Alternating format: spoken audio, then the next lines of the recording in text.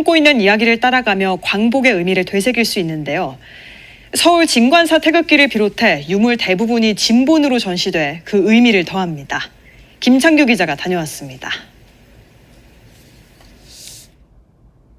일장기 위에 먹으로 건곤감리 사괴를 그리고 태극 문양을 덧칠한 국기, 독립의지와 애국심을 강렬하게 드러낸 보물 서울 진관사 태극기입니다.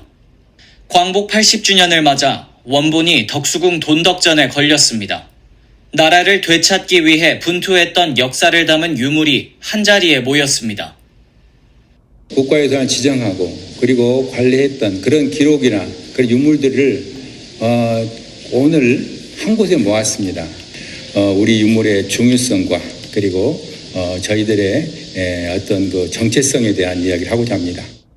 안중근 의사의 손도장 옆으로 힘있게 쓰인 유묵, 녹죽은 굳은 지조와 절개를 보여주고 6m 길이로 펼쳐진 항일 의병 관련 문서에는 의병장들의 결사항전 기록이 생생합니다.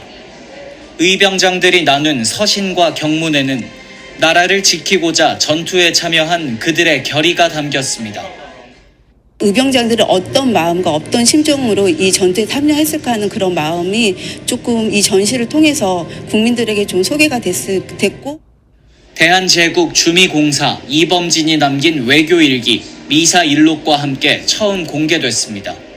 개항기부터 대한제국 일제강점기와 광복에 이르기까지 유물 117점이 품고 있는 역사를 조명합니다. 유물 대부분이 진본으로 전시돼 광복 80년의 의미를 더합니다. 독립운동 전개에 맞춰 전시장도 어둠에서 시작해 점차 밝아지도록 구성됐습니다. 근대기 항일 독립유산 특별전 빛을 담은 항일유산은 12일부터 2달 동안 만나볼 수 있습니다. 비슷한 상황이었던 8년 전 문재인 전 대통령 때와는 어떻게 달랐는지, 또 한 달 뒤 대통령 임명식은 어떻게 진행되는지 민경호 기자가 취재했습니다. 거리대선에서 당선된 이재명 대통령은 인수위원회 기간 없이 곧장 국정 운영에 들어가는 만큼 대통령 취임 행사도 최대한 간소하게 치렀습니다. 왼쪽은 오늘, 오른쪽은 문재인 전 대통령 때입니다. 두 행사 모두 예포 발사도, 군악대의 행진도 따로 없었습니다. 지금부터 대한민국 제21대 대통령 취임 선서를 시작하겠습니다. 오부 요인 등은 참석했지만 전직 대통령들은 참석하지 않았고 국회 로텐더홀에서 취임 선서를 한 뒤 취임 행사를 모두 마칠 때까지 둘 다 1시간이 채 걸리지 않았습니다. 여기까지는 오늘과 8년 전이 별반 다를 게 없습니다. 다른 점은 야당 리더를 만나는 형식이었습니다. 문 전 대통령은 국회 로텐더홀에서 취임 선서를 하기 전 주요 정당을 찾아가 야당 대표들을 만났습니다. 이 대통령은 취임 선서를 한 뒤 국회 사랑제에서 국회의장, 여야 대표들과 오찬을 함께했습니다. 저부터 잘 해야 되겠죠.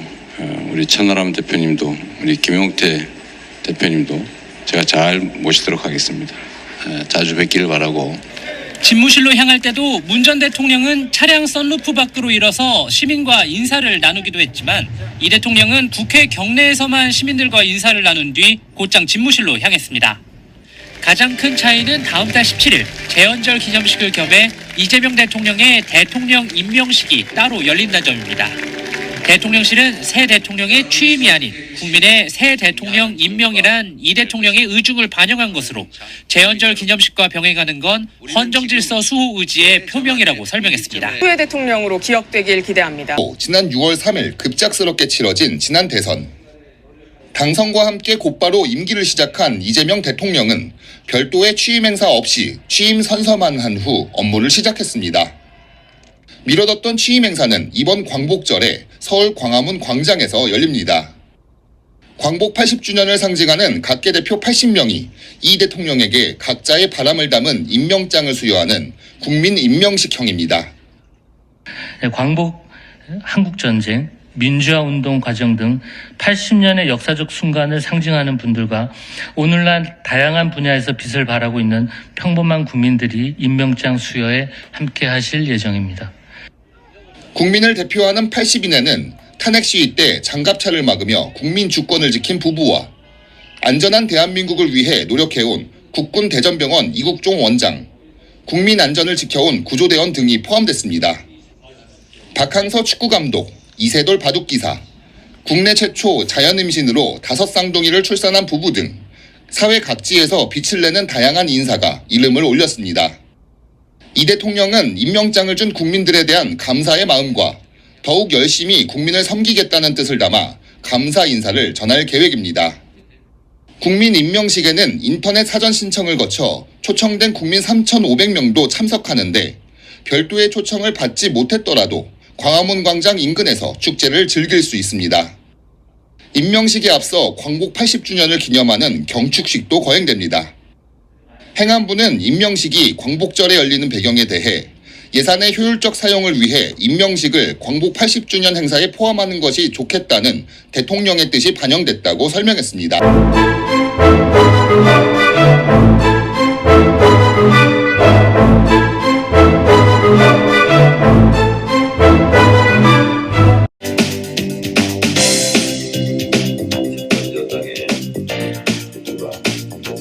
조만간 의원님들 그룹별로 점심, 저녁 식사 잘 모실 테니 없는 약속 만들어서 피하지 마시고 있는 약속도 당대표가 부르니 가야 된다 이렇게 하시고 지금은 내란과의 전쟁 중입니다. 여야 개념이 아니라고 생각합니다. 저는 그들과 악수하지 않을 것입니다. 저는 그들과 악수하지 않을 것입니다. 정청래 대표가 됐으니까 이게 더 심해질 것 같은데요. 이 결국은 무조건 숫자가 많으면 그냥 숫자로 밀어붙여서 자기 마음대로 하겠다는 건데 그게 바로 전체주의로 가버리는 그리고 나중에는 독재로 가버리는 그 길인 겁니다.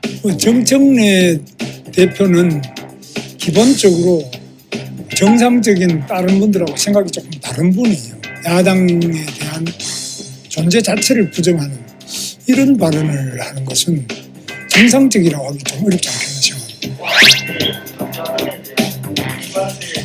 야당 대표와 손잡지 않겠다는 여당 대표의 넘치는 폭주에 대해서 영할지구 잠이 가득 차면 반드시 넘치게 되고 화를 부릅니다. 명심하십시오. 먼저 정청래 대표님께 축하드린다는 말씀부터 드립니다.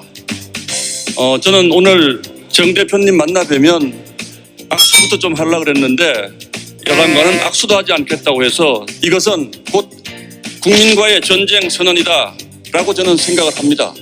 이렇게 말씀을 하셔서 정말로 서운합니다.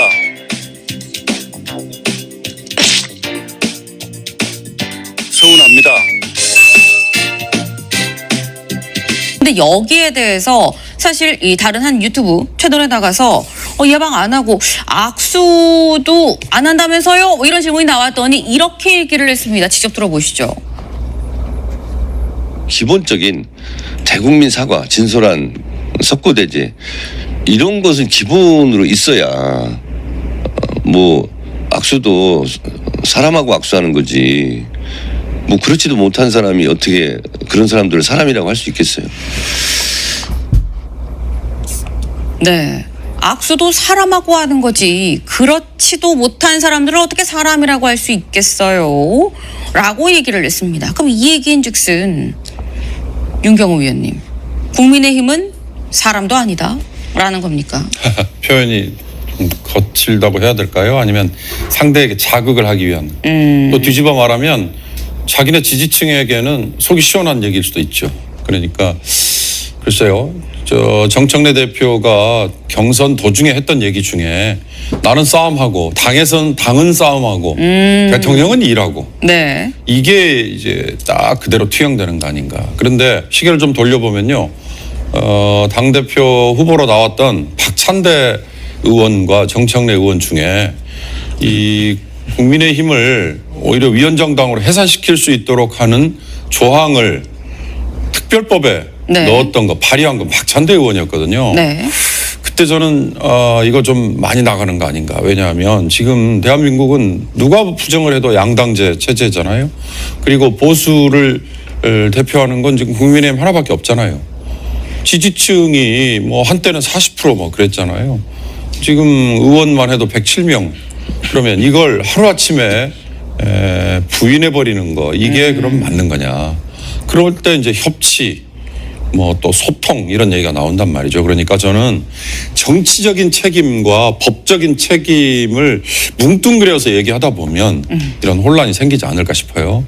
그러니까 국민의힘이 지금 계엄 또는 뭐 내란 지금 특검에서 하고 있는 이런 것들 그런 걸로 인해서 져야 되는 법적인 책임은 당 차원에서는 추후 문제죠. 예를 들어서 국민의힘에서 나온 후보가 뭐 대통령이 됐는데 그 자체가 자격을 상실했다든지 뭐 이런 건 그 다음 문제지만 네. 그렇지 않고 정치적인 책임은 벌써 대통령 선거에서 졌죠. 그다음에 6월에 또 지방선거도 앞두고 있죠. 그러니까 저는 그게 이렇게 둘로 나눠져서 접근을 하면 조금 더 국민들에게 수용이 되지 않을까라는 생각이 좀 듭니다. 혁신당이 불참한다고 밝혔습니다. 12일 국민의힘 관계자에 따르면 송원석 비상대책위원장 겸 원내대표를 비롯한 당 지도부는 국민임명식 행사에 참석하지 않기로 결정했다고 하는데요. 국민임명식이 80주년 광복절 취지에 맞지 않고 조국 혁신당 조국 전 대표, 윤미향 전 무소속 의원 특별사면, 여당의 노란봉투법, 상법 개정안 등 쟁점 법안 일방 처리 방침에 항의하는 차원에서 불참을 결정한 것입니다. 국민의힘 관계자는 이미 취임식을 해놓고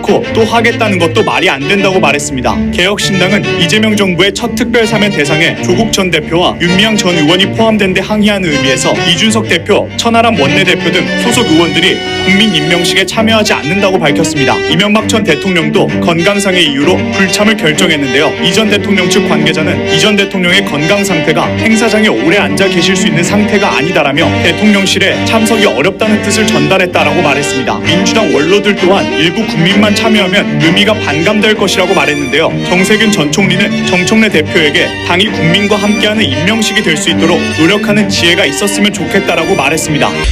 김대중 대통령, 노무현 대통령, 문재인 대통령의 빛나는 업적을 계승하고 더 빛나는 성과를 거둘 수 있도록 강력하게 당에서 뒷받침하겠습니다. 우리 고모님들께서도 많은 지혜를 빌려주시리라 생각하고 기대합니다.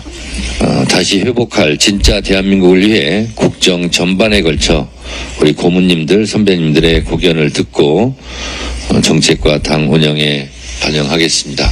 먼저 우리 김원기 상임고문님 말씀 듣겠습니다. 정청래 대표 맡으신 이후에 오늘 첫 자리 같은데 그동안에 우리 정 대표가 정치를 항상 안정감 있게 든든하니 해왔기 때문에 첫 자리 같지를 않고 상당히 익숙한 자리 같습니다.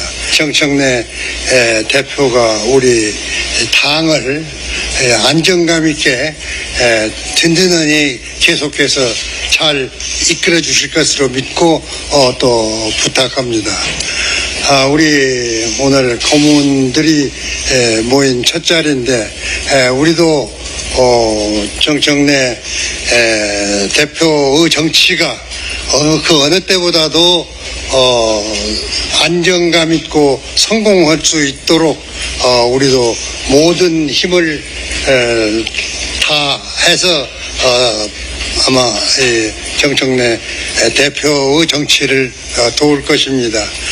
다시 한번 축하드리고 우리가 오늘 첫 자리인데 앞으로도 계속해서 우리 당이 계속해서 승리하면서 나갈 수 있도록 최선을 다하겠습니다. 다시 한번 축하드립니다. 예, 김원규 상임고문님 좋은 말씀 감사합니다. 우리 임채정 상임고문님 말씀 듣겠습니다. 오랜만에 뵙습니다. 반갑습니다.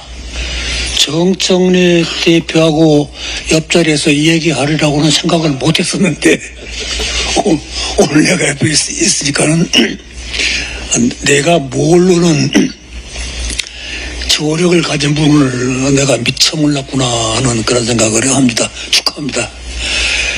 요즘 정청래 대표의 행보에 대해서도 신뢰를 보냅니다. 뭐 이 얘기를 듣고 이런 자리에서 해야 할지는 모르겠는데 우리 민주당은 역사적으로 내란과 싸워서 성장한 정당입니다. 유신 정권 때도 그 전에 5.16 쿠데타부터 그 내란이죠. 전두환 내란 그리고 이번에 윤석열 내란 그 내란 과정 속에서 민주당은 국민과 함께 피 흘리고 핍박받고 온갖 고통을 겪으면서 살아온 정당이고 국민을 대표해왔던 정당입니다.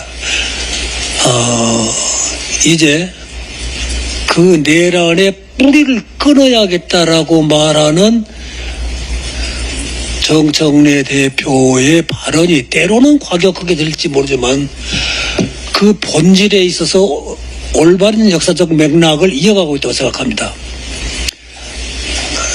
괜히 나까지 이렇게 조금 과격해지는데 진심입니다. 정말 내란 뿌리 끊고 그 한국을 민주주의 반석 위에 올려놓는데 지금처럼 앞장서 주기 바랍니다. 그러나 과격하지는 마세요. 예, 부탁합니다. 임채정 상임고문님 말씀. 예, 축하합니다. 반갑습니다.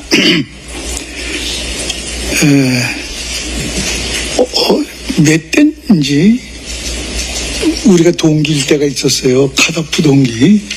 옆에 계신 이해찬 카도프 20대 나도 됐다가 기사회생 한 적이 있는데 동지의 한 사람으로서 진실로 기쁘고 고맙습니다. 메모까지 해주세요. 뿌리를 뽑는다. 내란의 뿌리를 뽑는다. 같이 동감하시는 임채정 의장님 말씀에 전적으로 동감하면서 제가 그 정광석화처럼 폭풍처럼 몰아쳐서 정광석화처럼 처리하겠다 라는 대목에 전적으로 난 동의합니다. 그 말을 제가 많이 썼어요. 사실은 그때마다 개혁, 통합 이 말은 혁신과 통합은 정당이 새로운 일을 모색할 때 새로운 길을 뚫어야 할 때 그럴 때마다 늘 쓰는 두 단어입니다.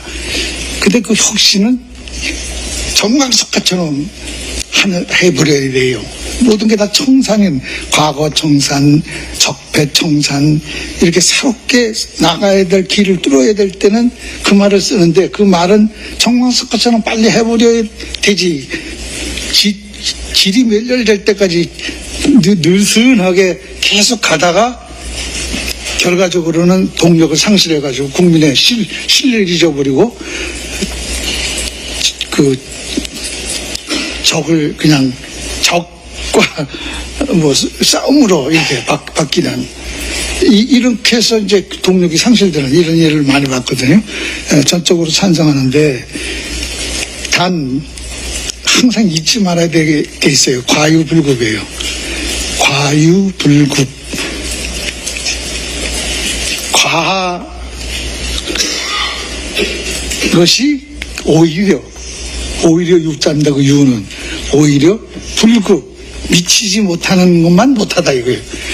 과하면 모자라는 것만 못하다 그런 뜻이에요. 그러니까 그 의욕이 앞서가지고 모든 걸 그냥 정광석화처럼 해버리려고 이렇게 하는 의욕은 좋고 그렇게 해야만 또 결과가 나와요. 그리고 실적이 보여져야 국민은 같이 따라오거든요. 그러니까 질이 멸렬되는 것보다 훨씬 나으나 지나치면 안 된다라는 말씀을 난 드리고 싶어요. 특히 당정관계. 대통령은 통합하자라는 쪽에 방점을 찍어서 가는데 당은 너무 급하게 그냥 몰아붙이자. 요때 아니면 안 된다. 그리고 굿캅, 배드캅 얘기도 내가 많이 한 얘기인데 그 역할을, 좋은 역할은 대통령께서 다 가지세요. 굳은 일, 무진 일은 내가 맡겠습니다. 전략적 사고에 엑기스되는 언어예요. 그 말은 틀린 말이 아니에요. 나는 그 말을 많이 인용하고 그래야 된다고 생각해요. 그러나 큰 흐름, 대한민국의 지금 전체의 흐름으로 볼 때는 정치 자체가 멸실됐다, 붕괴됐다, 이런 상황에 처해서 지금 현재 새로운 정치를 모색하는 길은 그것만 가지고는 안 된다는 걸 잊지 마세요. 그걸 하려다가 밥도 안 되고 죽도 안 되고 죽도 밥도 아닌 일이 될 수도 있어요. 그러니까 조심스럽게 하되, 참으로 어려운 말입니다. 그러나 혁신을, 개혁을 정황사건처럼 해버린다는 그 근본 취지는 옳다, 그 말을 하고 싶었습니다. 감사합니다. 예, 문희상 상임고문님 말씀 고맙습니다. 이어서 김진표 상임고문님 말씀 청해 듣겠습니다.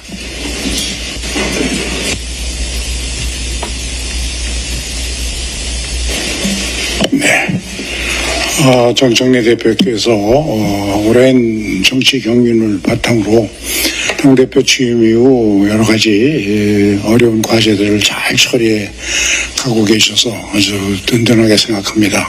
여러 의장님들, 고문님들 말씀처럼 앞으로도 내란 세력의 극복과 헌정 질서 회복이라는 당면 과제를 이런 정치 경륜을 바탕으로 종합적으로 고려해가면서 잘 처리해 주시라고 믿습니다. 저는 여러분들이 이 문제를 얘기해 주셨으니까 조금 경제 쪽으로 좀 이야기를 해드리면 어떨까 생각해 봅니다. 어려운 국내외 여건 속에서도 이재명 정부가 출범하면서 많은 지지를 받는 것은 저는 그 통치 철학, 실용에 국민들의, 그것이 부자든 가난한 사람이든 많이 배운 사람이든 못 배운 사람이든 모두 공감하고 있다 하고 생각하는데, 이 실용은 우리가 처한 경제 여건으로 봐도 그렇고 또 우리의 외교 안보상의 여러 가지 리스크를 봐도 그렇고 이걸 극복할 수 있는 우리의 지정학적인 위치, 이것은 실용주의를 극대화하지 않고는 하나도 풀 수가 없다 하는데 많은 국민이 공감하고 있다고 생각합니다.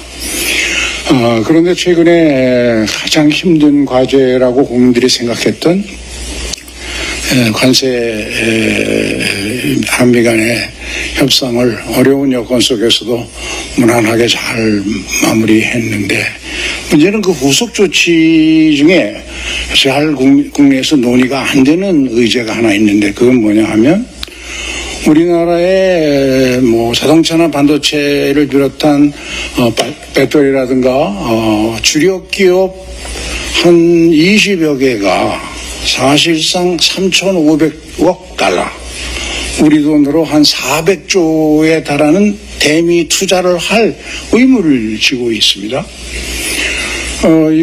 이렇게 되면 주력 기업 한 20, 30개는 사실상 국내 투자를 앞으로 한 12년간 할 수 있을까?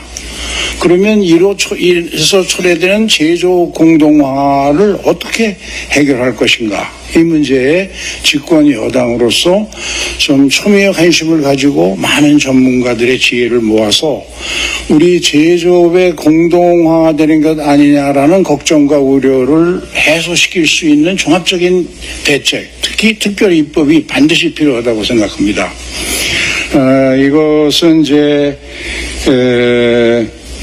가장 중요한 것은 이럴 때 필요한 것이 한국에서 기업하기 좋은 여건을 만들어줘야 되니까 재정 지원이라든가 세제, 금융, 또 특히 노동정책, 인력에 있어서 기업들이 그동안 요구해 왔던 이런 규제 완화, 예를 들면 최저임금의 업종별, 지역별 다원화, 이것이 상당히 많은 선진 국가들이 채택하고 있는데 그 나름의 이유가 있겠죠. 또 근로시간의 업종별 다원화를 이런 걸 해내려면 이건 민주당 정부 아니면 해결 못하는 과제라고 생각합니다. 왜냐하면 DJ 대통령 외환위기 때 이후 우리나라는 노동개혁과 자본개혁을 하나도 한 게 없습니다. 실제로.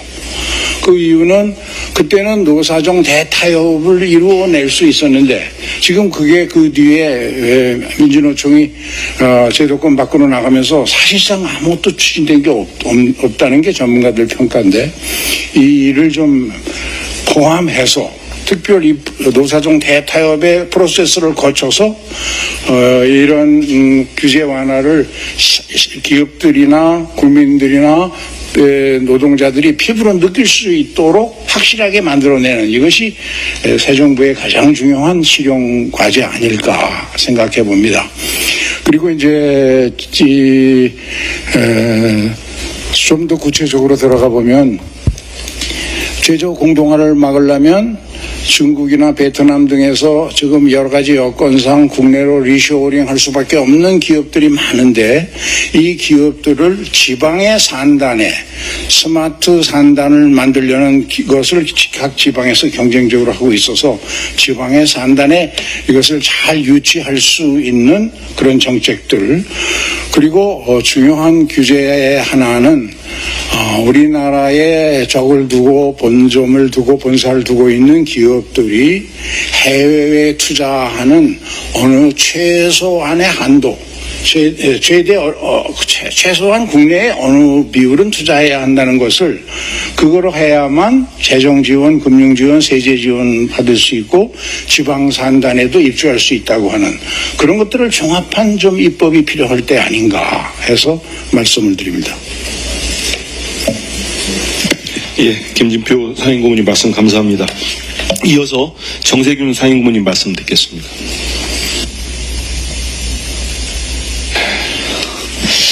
우리 정청래 대표님 축하합니다. 제가 그 지역 구민입니다. 참 그 정치를 대선배님들이 계시지만 저도 오래 했어요. 요즘에 국민들 뵙기가 참 송구하지요. 그래도 국민들께서 희망을 가져주시는 것 같아서 다행입니다만은 윤석열 정부가 뭐 역대 최악의 정부였다고 봐야 되겠죠. 그 원인이 어디에 있는가. 이분이 대통령이 돼서는 안 될 분이 대통령이 됐기 때문에 그랬죠. 근데 그 이후에 또 전혀 정치를 제대로 하지 않고 나 홀로 자기 멋대로 이제 국정을 운영을 하면서 국민에게 정말 큰 고통과 어려움을 안겨준 분이에요. 이분이 그 여러 가지 뭐 실정이 한두 가지입니까만은 야당 대표를 만나는데 1년 8개월이 걸렸습니다. 그러니까 윤석열 정부가 이렇게 그 파멸하는 그 근저에는 저는 정치 실종이 원인이 있다 이렇게 봅니다. 그래서 우리 이재명 대통령이 이제 취임을 하고 나서 제일 먼저 여러 정당 대표들을 만났고 또 원내대표들하고 점심을 하고 뭐 이런 노력은 이 윤석열 정부와는 다른 정치를 하겠다, 다른 방식의 국정 운영을 하겠다라고 하는 그런 표시라고 저는 생각을 합니다. 그래서 그런 노력이 꼭 국민을 정말 등 따숩고 배부르게 하는 또 국민을 제대로 섬기는 정치가 이재명 정부에 의해서 또 민주당 정부에 의해서 만들어졌으면 하는 기대를부터 먼저 말씀을 드리고요. 지금 이제 최근에 민주당이 당원 중심의 정당으로 많이 발전을 했습니다. 뭐 당연히 정당의 주인은 당원이어야 되겠죠. 거기에 공감을 합니다. 그런데 이제 우리 국민은 당원만으로 구성되어 있는 것이 아니기 때문에 집권 여당은 당원만을 바라보고 정치를 해서는 안 되는 거 아닌가. 당원이 아닌 국민 여러분들의 뜻을 어떻게 수렴하고 받들 것인가 하는 노력도 함께 만들어져야 되겠다. 그래서 당원들의 열렬한 지지를 받는 정당 또 대통령, 당대표는 매우 중요합니다. 그러나 당원 아닌 국민들로부터의 뜻을 어떻게 수렴하고 받들 것인가 하는 노력도 함께 만들어져야 되겠다. 그래서 당원들의 열렬한 지지를 받는 정당 또 대통령, 당대표는 매우 중요합니다. 그러나 당원 아닌 국민들로부터도 존중을 받고 또 함께하는 그런 정당으로 발전해 주어야 그래야 우리 대한민국이 미래지향적이고 좀 더 발전적인 그런 정당으로 거듭날 수 있을 것이다 하는 말씀을 드리고 싶고요. 마지막으로 8월 15일 저녁에 이제 국민 임명식을 준비한다고 이렇게 보도가 되고 있습니다. 저는 이제 주로 광화문에 주로 있습니다. 제가 참 그 광화문에 있다 보면 뭐 항상 갈등과 분열과 또 논쟁과 그렇게 굉장히 어려운 일들이 일어나고 있죠. 이번에 8.15 임명식만은 이제 모든 국민의 축제 속에서 이 임명식이 이루어져야 될 것이다. 그렇지 않고 이제 일부의 국민들만 참여하거나 또 국민들만 지지하는 그런 임명식이 된다면 그 의미가 반감이 되지 않겠는가. 그래서 우리 당에서 그 국민 임명식이 국민들과 함께 축제 임명식이 될 수 있도록 고안하고 노력하고 또 조직하는 그런 지혜가 있었으면 좋겠다라고 하는 당부의 말씀을 드리고 싶습니다. 감사합니다.